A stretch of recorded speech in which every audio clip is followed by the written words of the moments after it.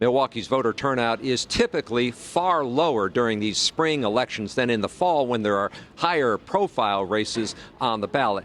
This year, Los Angeles is moving its mayoral race to November, specifically to boost turnout. Ben Jordan goes in depth to explain why nonpartisan elections like this one in Wisconsin are always held in the spring and whether the state could make the shift. Today's election in Milwaukee includes a special mayoral election. When former Mayor Tom Barrett resigned, state law required the city to hold an election as soon as feasibly possible.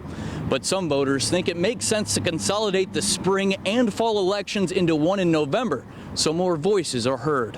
Dorothy Hunt says she wants to help choose Milwaukee's next mayor. Do you typically vote in every spring election, or do you often just go with the fall? I kind of go with the fall, but because this is a mayoral election, I think that's what motivated me to do it, but typically no. Wisconsin requires mayoral elections to be held in the spring because they are nonpartisan races. But the city of Los Angeles is doing away with a similar tradition after growing frustrated with low voter turnout in the spring. This year, LA voters will be deciding who their next mayor will be in the fall. Meet the Press moderator Chuck Todd thinks other cities should follow suit. I think if you're trying to hold general elections in any other month that isn't November, you're essentially asking for a low turnout. Let's go in depth to compare Milwaukee's voter turnout in recent years. In 2016, 52% of registered Milwaukee voters participated in the spring mayoral election. Flash forward to the fall, and turnout jumped to 75%.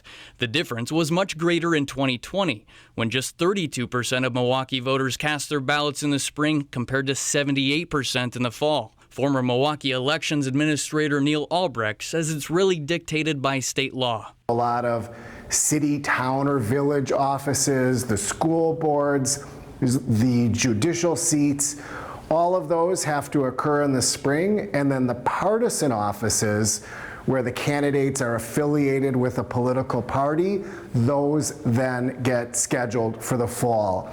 Albrecht says that's because Wisconsin used to offer something called straight party voting in the fall, where you simply voted for your party instead of individual candidates. That went away more than a decade ago, and now you have to vote for a candidate in each race.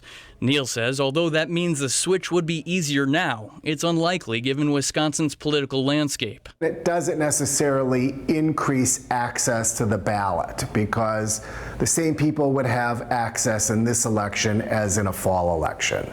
Los Angeles held a citywide referendum, and voters decided to move their future mayoral elections to the fall. In Wisconsin, a similar move would require a change to state law. Reporting in downtown Milwaukee, Ben Jordan, TMJ4 News.